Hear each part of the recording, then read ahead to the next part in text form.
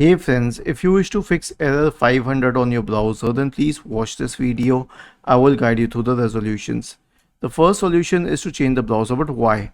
So here's what happens in the case of error 500. Maybe the website is down or the administrator has removed that specific web page.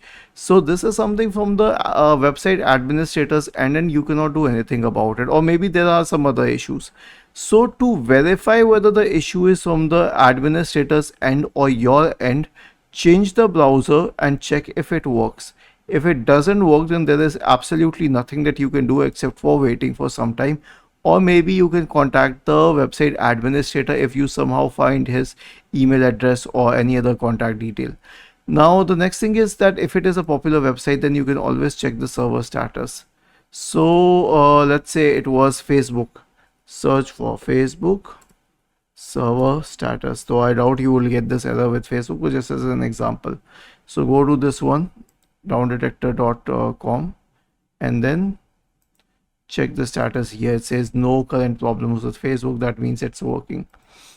The next solution is that if it worked on a different browser but it's not working on your browser, then you can consider clearing the cache and cookies. Now I'll show the procedure on Microsoft Edge. It's the same for Chrome and all Chromium based browsers. So click on these three dots at the top right corner, select history, click on this bin icon here, change the time range to all time or everything. Make sure that cookie and caches are selected. Click on clear now. The last solution is to reset the browser.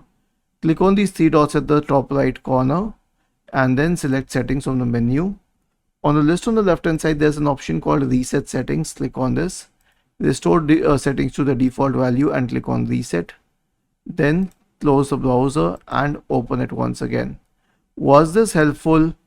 If yes, then please subscribe to the channel, and if not, then let us know in the comment section of this video on how we could help you further.